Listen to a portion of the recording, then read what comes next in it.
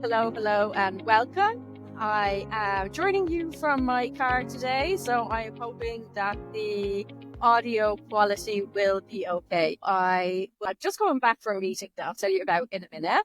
But on my way down, I was listening to two podcasts. And one was talking about doing a podcast. It was Denise Duville Thomas. And one of the things that she was saying was in the early days, sometimes she just recorded a podcast on the go, wherever she could, whenever she needed to, when she had a thought in her head. And then I was listening to Amanda Francis, and she often records her podcasts on the go in different places. So I thought I would give it a go while I'm on my drive home. So, what I want to talk to you about today is around volunteering and how it works with balancing that with your business as well, if you want to do it or if it's something that you are doing already. And the reason the topic comes to mind is for two things. I'll get into them in more detail as we go through the episode. And one is because I'm on my way back from a meeting. I volunteer on the Association of Lactation Consultants Ireland Council. So that is like volunteer management of the council. And we were having an in-person meeting today. Most of our meetings are online, but we do a few in person a year. We try and do it in the Midlands, which is essentially the middle of Ireland, so that people who are traveling as central as it can be to as many people as possible, but it is still a bit of a journey. The other reason is because I was contacted earlier in the week about talking at an event, and the emails were going back and forth until I mentioned what my fee was. It's a very modest fee, not very much at all, but I haven't heard from the organizer since, so I'm not sure whether they were expecting me to volunteer at this event or no. Now, I know that many of you have come into this work from a volunteer background, just like me. So my background was through volunteer breastfeeding counselling as a peer supporter, and I still do that. That is one of my 3 volunteer jobs that I continue to do, as well as running both of my businesses. These days, with my breastfeeding counselling, I volunteer at one group a month. And I just love that time. I love being able to dedicate it to the people. I'm not sure I will ever give it up. It's the volunteer job I have had the longest. I am doing it about 10 or 11 years. And I absolutely love being able to do that. But there was a time where I was starting to resent the amount of time that I was putting in volunteering while I was trying to build my business, because I was calculating the cost of the time that I was volunteering against what I could earn if I was seeing a client during that time. So I was thinking that if I spend an hour and a half volunteering, then I lose out on a consult. So that means I'm minus €150 or whatever it was that I was charging at the time. I found that really difficult. I found that I was starting to almost resent the time that I was volunteering. And in my 2 other volunteer jobs, so I have 2 other volunteer jobs. One is I am a volunteer member of the Quidju Antenatal Ireland panel, which again is like a volunteer management for the antenatal teachers under this umbrella organisation, Quidju. And I volunteer at that. And as I mentioned at the start of the episode, I'm a volunteer with Alki Council too. So if I was to think about the hours that I spend volunteering a year with my 3 volunteer jobs, it would probably equate to at least 30 full-time days volunteering.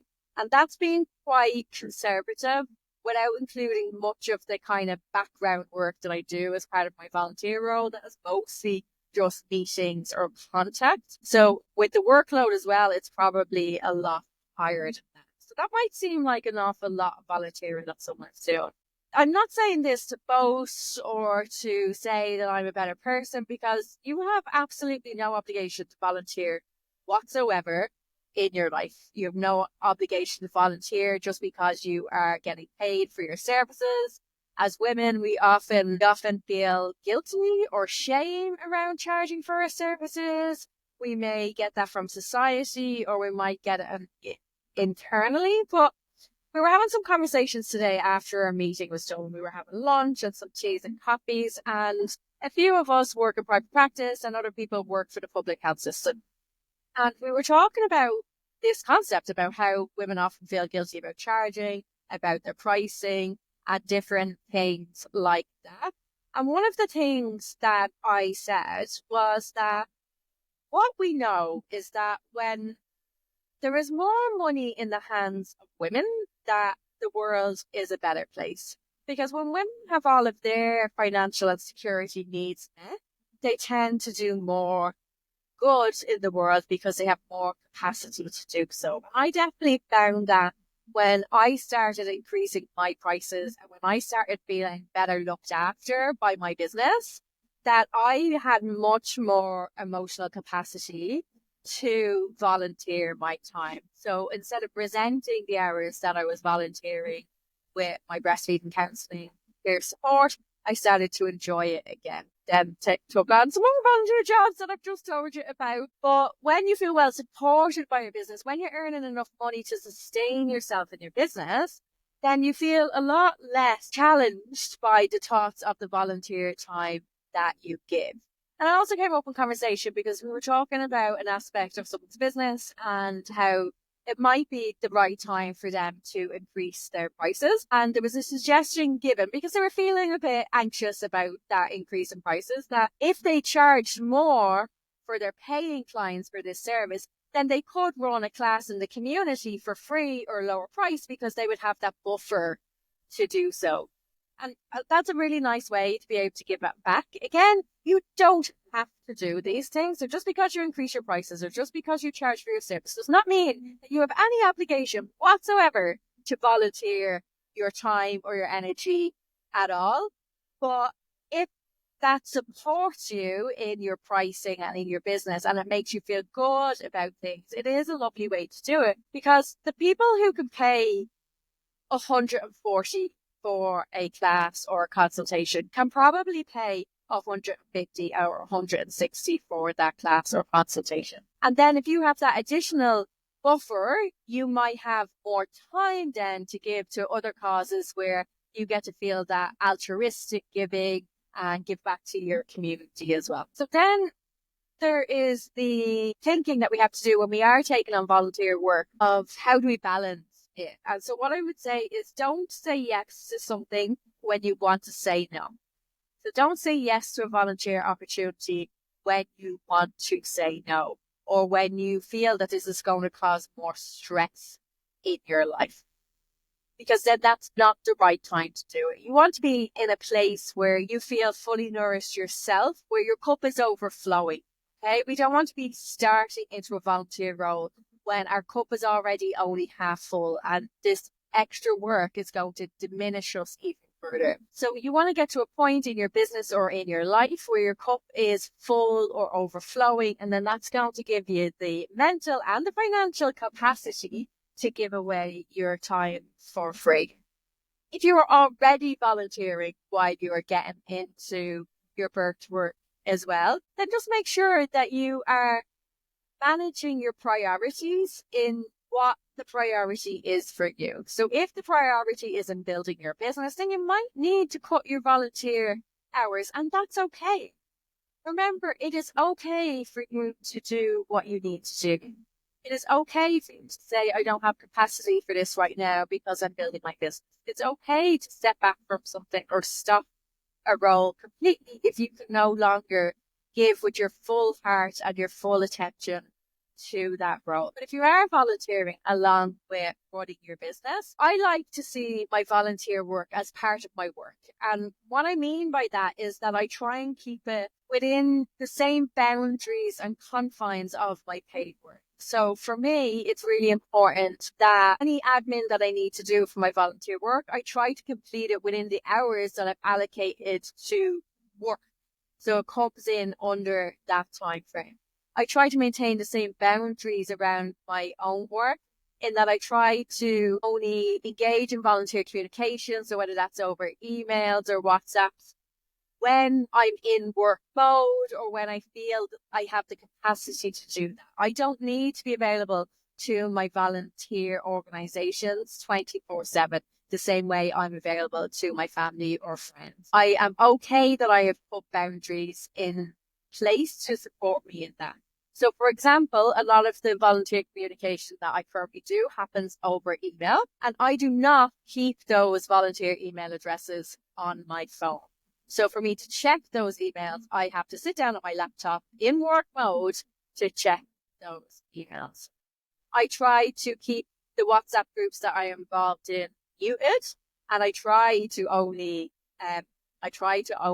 look at them when I'm in work mode. Now, I find WhatsApp myself a much more challenging way to do that. So in the two volunteer roles where there would be a lot more communication, where WhatsApp is used frequently, we are looking at different methods of communication so that it isn't impinging on people's personal lives as much, and also that things are kept in a better order. So remember to maintain your boundaries within your volunteer work as well as within your paid work as well. And that it's okay to not be the person that's always raising your hand. So this is a lesson that I've had to learn very much the hard way. Very, very much the hard way. I find it really difficult to sit in, and there's a task that needs to be done and nobody is volunteering. And I find it very, very difficult to not be the one to put my hand up and say, okay, I'll do it. But I have got a lot better. I am much better at not volunteering for everything. If I feel that my skills are best utilized in that particular task, then even if it is a workload heavy task, but I feel that I have the skills that I needed to support that task, then of course I will volunteer when I can. But if I feel that either my skills are the same as everybody else's, or maybe that someone else in the group has better skills in that area, I do my best now to sit in my hands and wait and see if other people will be the ones who will put their hands up for that, because I am a chronic overgiver, something that I am working on and have significantly worked on, that I'm quite good at not doing it so much anymore. And it was a really steep learning curve because I like helping, I like doing, I'm good at things. So, it is very easy for me to put my hand up for things and to think that I'll fit it in somewhere. But after teetering on the brink of burnout too many times, I know that I can't do that anymore. I've become much more self-disciplined in either saying, no, I can't take that on right now, or in waiting and seeing if other people will put themselves forward instead. And a great experience of that just today in our meeting. There were a couple of things where I could have been the one that said, yeah, okay, I'll take that on. But I just paused, and there were other people who were interested or willing in taking on those jobs, and who would be better than me at those jobs, or who would enjoy them more than I would as well. So I do obviously still try to do my fair share of the workloads, but I'm trying to keep it to where my skills will be best utilized and where I might enjoy the task a little bit as well. Because if we are only ever volunteering for things that are hard work and not work that we enjoy or that we're good at, it's very, very easy to not want to do it anymore and to just opt out. So I'm really interested to know more about your volunteer activities.